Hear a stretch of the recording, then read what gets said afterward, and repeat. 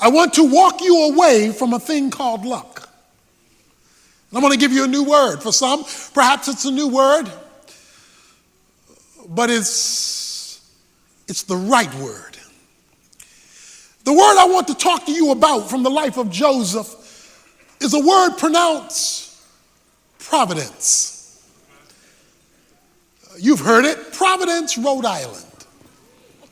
They came up with the word Providence for Rhode Island off of this word.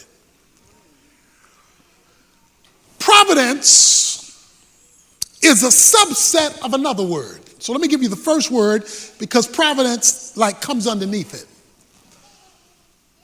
The second most important thing you need to know in your Christian experience, the first thing you need to know in your Christian experience is the gospel. You need to know how to come to faith in Jesus Christ for your eternal destiny, for your salvation. That's the most important thing to know. But the second thing you need to know is about God's sovereignty. Sovereignty. 1 Timothy chapter 6, verse 15 says that God is sovereign. That is, he is the absolute ruler, controller, and sustainer of his creation.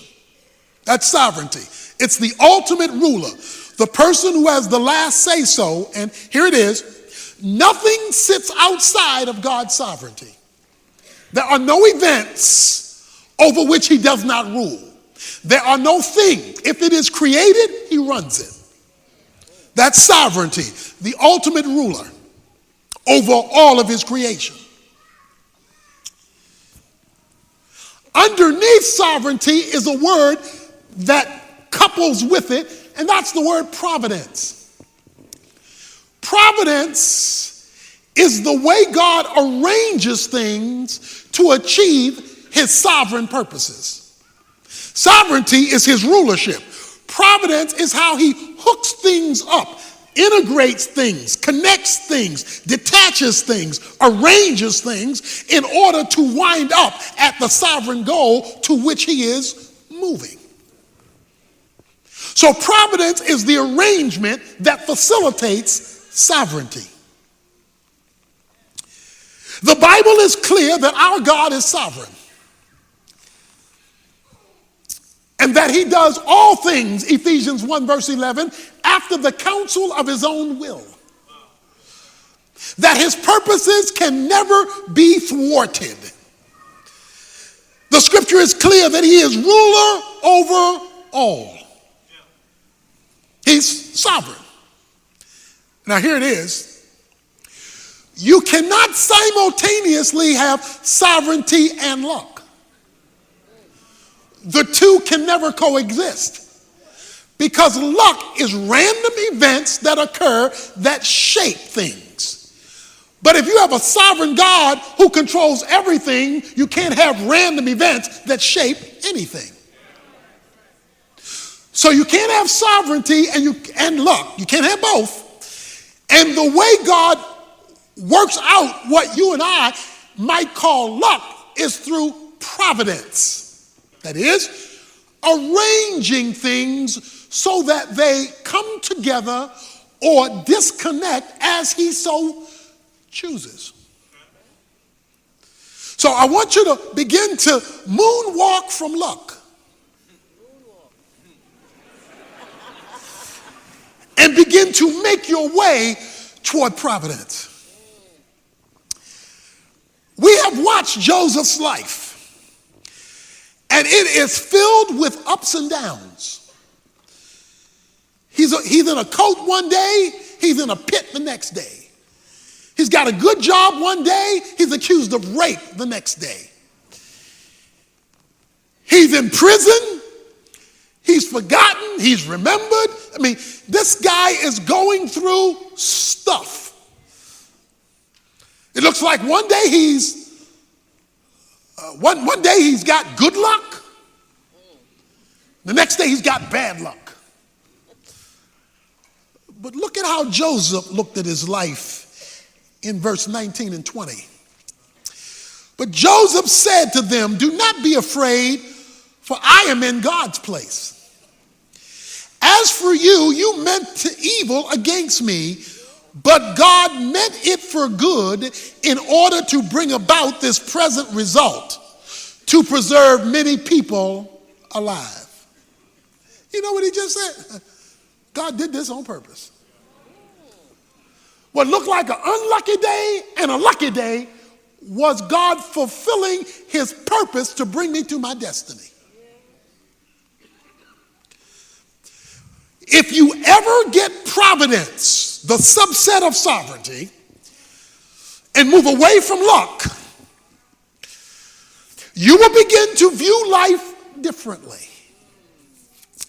Sovereignty must be the foundation and his providential working, we'll talk about that, by which you now begin to live and look at the events that shape your life so that you can arrive at your divinely ordained destiny.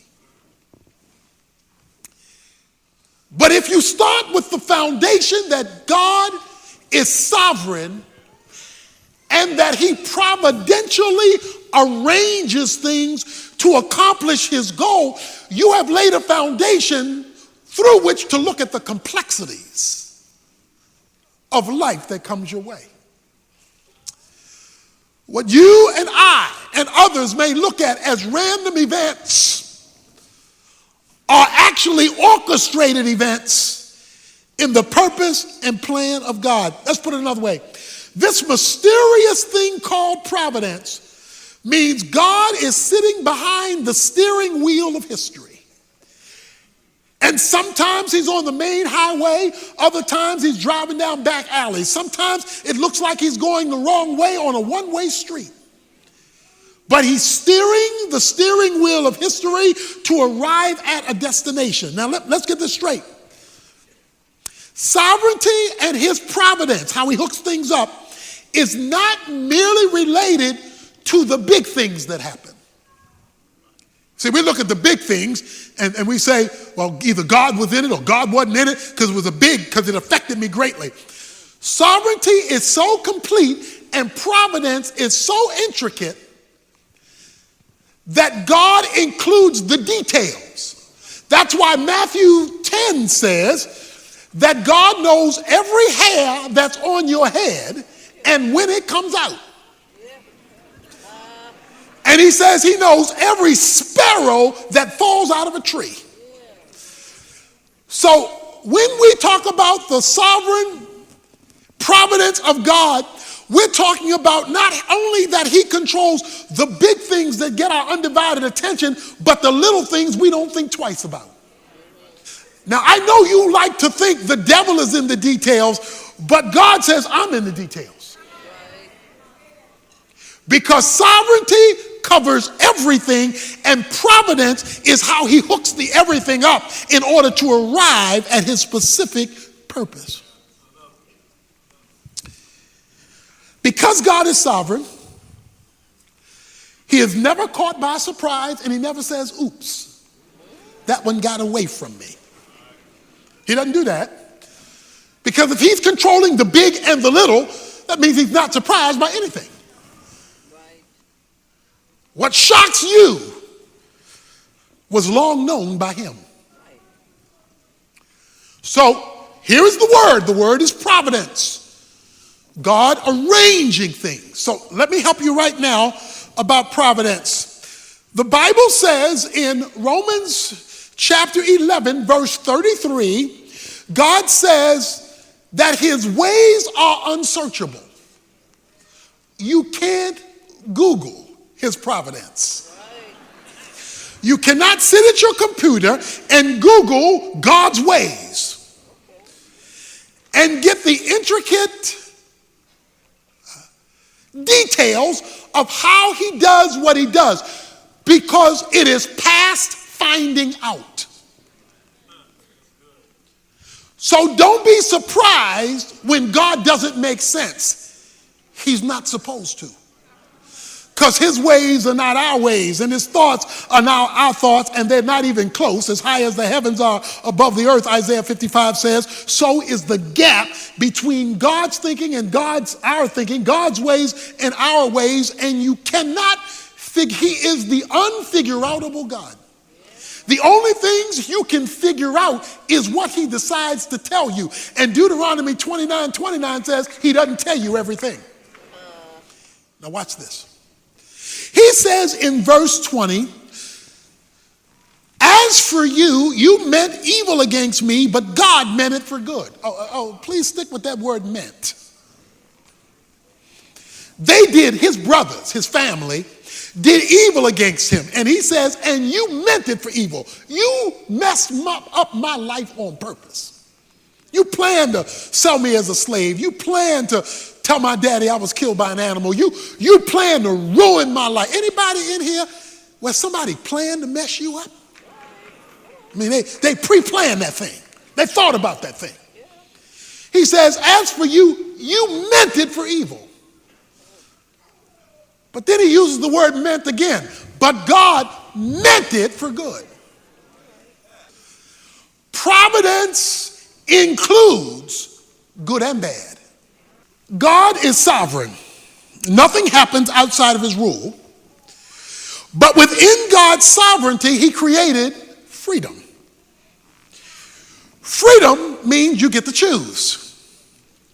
There's no freedom without choice. You're free to say yes or no, to go or stay. God created freedom, but he's also sovereign. So how can he be sovereign and control everything and at the same time create freedom? Because freedom means I can do good or bad. I can be righteous or unrighteous. I can be evil or not. We've all done both because we are free. God is sovereign. He's created boundaries. But he's also created freedom. That freedom allows you to do bad or good, to be right or wrong. But he limits how free he lets free go. Because when you step on his line, when you step on the line, the whistle blows. So God keeps his sovereignty while allowing freedom. Now watch this. Because God is sovereign in his providential connecting of things, he either causes all things that happen or allows them to happen if he didn't cause it. God cannot sin. God cannot endorse sin. But what he will do is use it.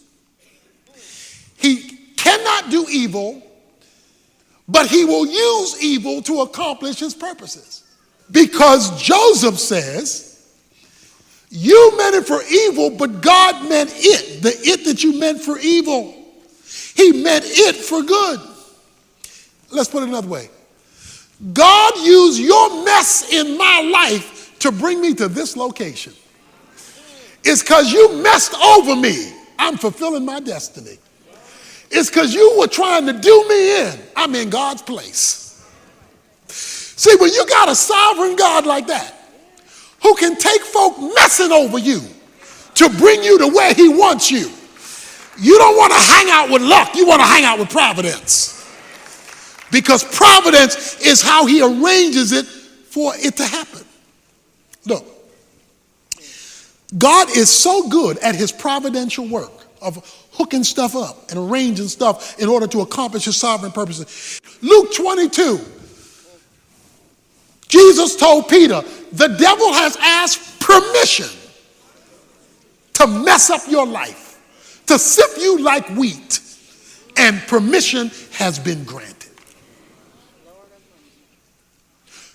So the devil is not just the devil is God's devil. Because even he only gets to be a good devil by permission. That's how sovereign God is.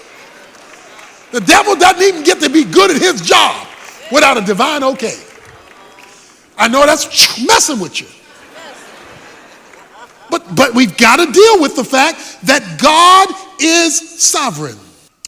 He says, you meant it for evil. You were out to get me. But God used that thing to bring me to this location. And when you're dealing with the providence of God, watch this now, you never see all there is.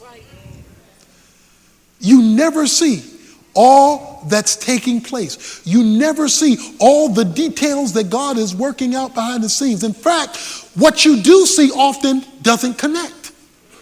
There are parts that don't seem to relate to one another. That's because God is always doing more than one thing at a time. He's dealing with 50 million things at the same time. That's what makes him such a unique being. He can take billions of people at the same time and connect everything in order to accomplish our purpose and his destiny in our lives. And he's doing it all at the same time. But because we can't see it, sometimes it doesn't look like he's doing a thing. Sometimes it looks like he's asleep. Sometimes it looks like the phone is busy. Sometimes it looks like he's on vacation. That's because all you see is what you see. And if all you see is what you see, you do not see all there is to be seen. He says, you meant it for evil, but God meant it for good. In order to accomplish his purposes. Don't think that the King of Kings and Lord of Lords and the sovereign of the universe can't run over a situation that gets in his way.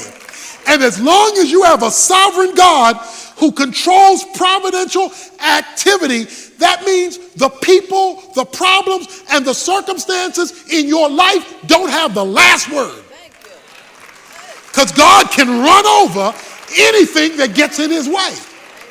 His position demands it. Providence, the sovereign hand of God, ruling and overruling all things. You meant it for evil. But the idea here is that God in his providential working takes good and bad to bring about, I like this, the present result.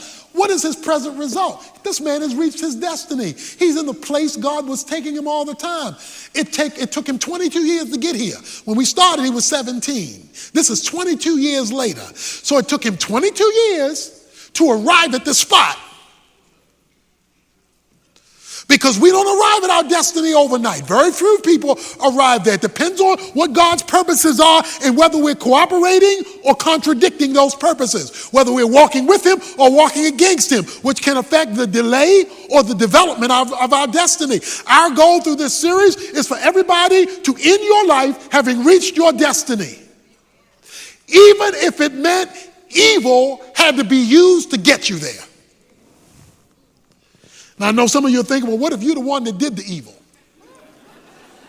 That's another sermon for another day. But God never endorses it,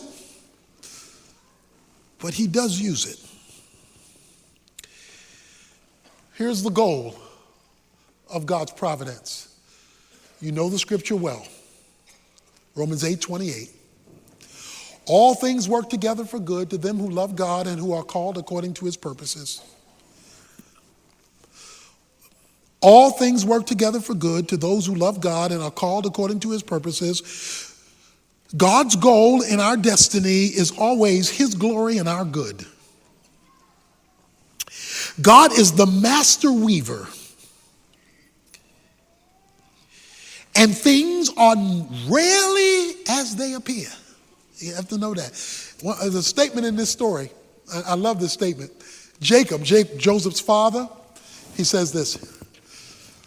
He thinks Joseph is dead. Benjamin, his son, is being held hostage by Joseph, for those who've read the story. They're getting ready to lose Simeon. They're hungry because there's a famine in the land. And Jacob did like many of us when everything is going wrong. He threw up his hands and said, all these things are against me. You ever felt like that? Nothing's right. Everything's wrong. And what's broke gets broker. Just everything is just wrong. He says, all these things are against me. Little did he know. Joseph was fine, prince in Egypt. Benjamin was fine, Joseph taking care of him. Simeon was going to be fine, and they were all getting ready to go up to Egypt to eat. Because you never see all that God is doing when you're looking at it. You only see that piece that he wants to show you right now. You say, why won't you show me the whole thing? So that you learn to walk by faith and not by sight. So that you and I learn to walk by faith and not by sight. We had a cruise to Alaska. It was a cruise, the Urban Alternative, our national ministry, we had a cruise for our donors, and we went to Alaska. A number of years ago, we went to Alaska, and on our way back, the captain said, we're going to hit a storm. The captain said, we're going to hit a storm, and it might be a rough storm. And boy, was it a rough storm. Because we were in a storm, and it was dark outside. Sister Evans picked up the telephone and said, I want to speak to the captain. I sat on the side of the bed and went, oh, Lord. She said, I want to speak to the captain. The lady said, the captain cannot come right now. We're trying to weather this storm. He cannot come right now. I'm so sorry because, this is turbulent, so we cannot come right now. She said, well, I just want to know. He told us, he knew we were going to go into this storm. He could have gone through the inside passage and bypassed being directly out in the open ocean in the storm, and we could have bypassed a lot of this storm. That was an option. But he didn't take the inside passage. He took us, and we have 200 guests on the boat, and they're having this miserable experience because the captain didn't go the safer, smoother route. He took and I want to know why he would do that and give us this much discomfort. The lady said, well, I'll relay the message to the captain, but he can't come to the phone right now. This is a serious situation we're in. So the phone was.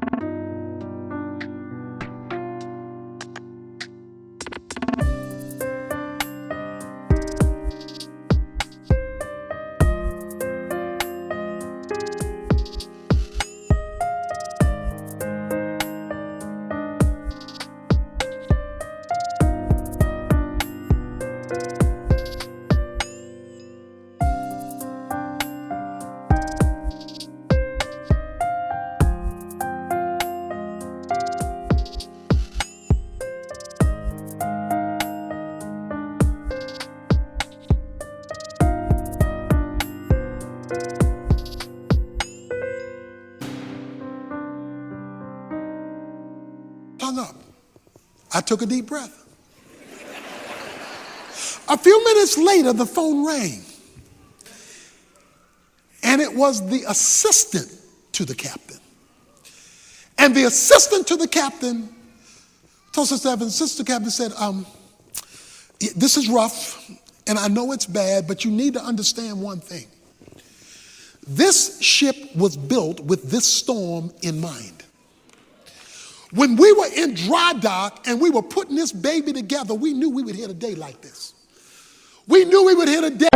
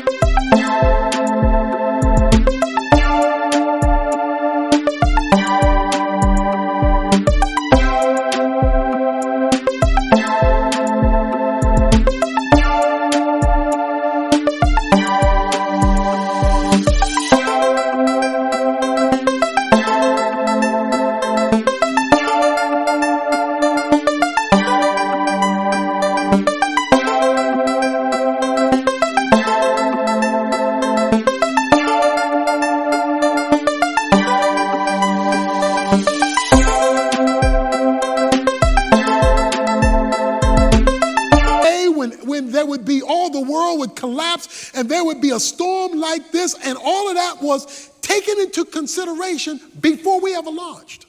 So even though it's uncomfortable and even though it's difficult, I just want you to know that you're going to